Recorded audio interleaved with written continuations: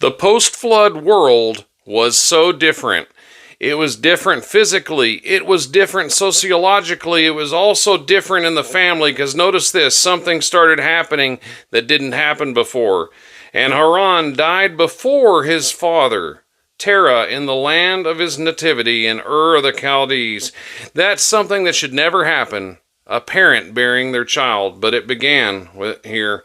It says, and Abram and Nahor took them wives. The name of Abram's wife was Sarai, and the name of Nahor's wife, Milcah, the daughter of Haran, the father of Milcah, and the father of Iscah. Yes, I know, it's disturbing. They married their cousins and half-sisters, but back then the gene pool was more pure.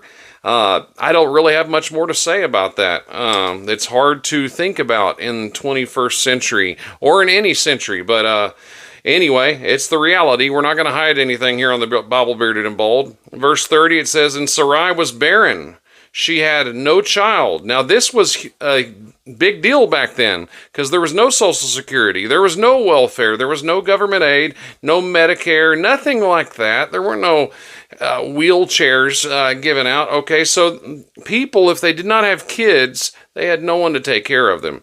Children were not only blessings from the Lord, they were also an insurance policy. So it was a huge deal if a woman was barren. This is why later on Abram took another woman to be his wife. It was a bad idea, as we'll find out later on. But Sarai was barren, had no child. And Terah took Abram his son, and Lot the son of Haran his son's son, and Sarai his daughter-in-law, his son Abram's wife, and they went forth with them from Ur of the Chaldees to go into the land of Canaan. And they came unto Haran and dwelt there.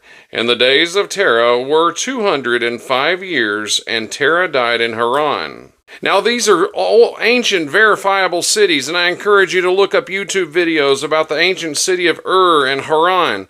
But something happened here. God needed Terah to pass off the scene before he could really work with Abram. You know, you're supposed to honor your father and your mother, but, you know, Terah was, he was an idolater. He worshipped idols. He may have had a little more light. He may have been worshiping the true God along with that, but he was also worshiping idols. And so once Terah was out of the way, God began to work with Abraham and talking to him directly. And he was about middle-aged when God began talking to him. We don't know much about Abraham until he was in his middle-aged years.